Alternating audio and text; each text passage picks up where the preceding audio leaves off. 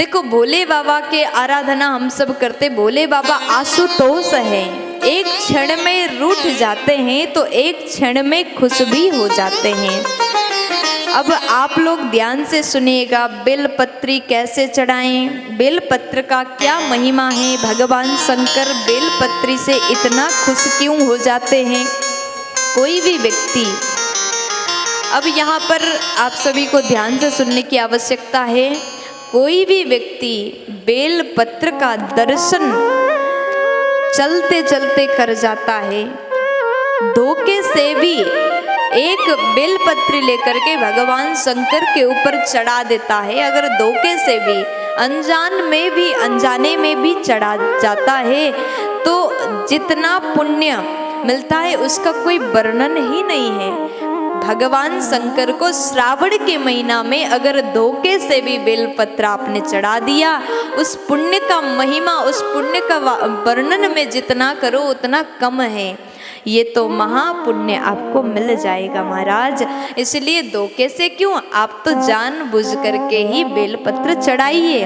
आपके मंदिर के शिवालय में जाएं, शंकर जी के ऊपर रोज बेलपत्र चढ़ाएं, इससे ज्यादा महापुण्य कुछ और हो ही नहीं सकता। मौका हमें मिला है तो आप जरूर ये कार्य करें। और बेलपत्र की महिमा तो बहुत बड़ी है, जितना वर्णन किया जाए उतना कम है। अगर किसी भी व्यक्ति ने बेलपत्र के वृक्ष लगाया, बेलपत्र का वृक्ष लगाना बहुत ज्यादा पुण्यदायक है। अगर व्यक्ति एक बेलपत्र के वृक्ष का रोपण करता है, एक बेलपत्र का वृक्ष लगाता है, तो ये फल तो अगर आप सुन लोगे तो आनंद हो जाएगा, जीवन में आनंद आ जाएगा।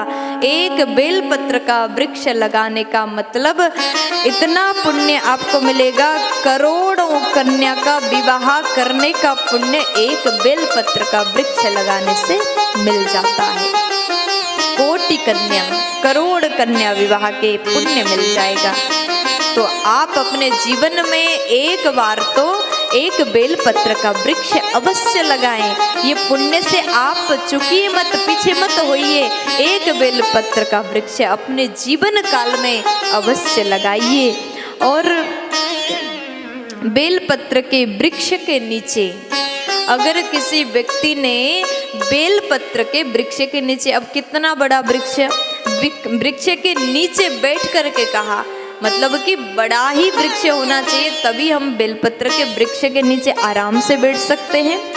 बेलपत्र के वृक्ष के नीचे अगर एक ब्राह्मण को बिठा करके आपने भोजन करा दिया, ब्राह्मण को भोजन कराओ तो 10,000 ब्राह्मण को भोजन कराने का पुण्य मिल जाएगा।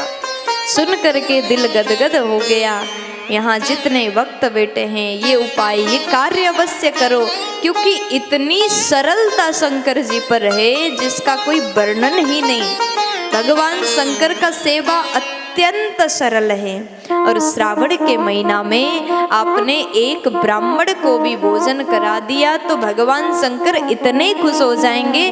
बेलपत्र के छांव में, बेलपत्र के नीचे बैठ करके आप एक ब्राह्मण को भोजन कराओगे, पुण्य मिल जाएगा 10,000 ब्राह्मण को खिलाने का।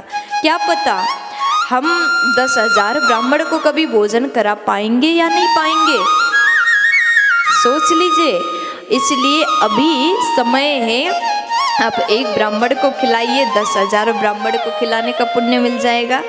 इतने ज्यादा आशुतोष है भगवान शंकर, इतने कृपालु हैं। इसलिए अवश्य ये कार्य अवश्य करिए, अपने जीवन को धन्य बनाएं। जीवन मिला है तो इसको भी सार्थक बना लीजिए। सब्सक्राइब करें हमारे YouTube चैनल देवी प्रतिभा जी को और श्रवण करें भागवत कथा की महिमा का। साथ ही बेल आइकन को दबाना ना भूलें।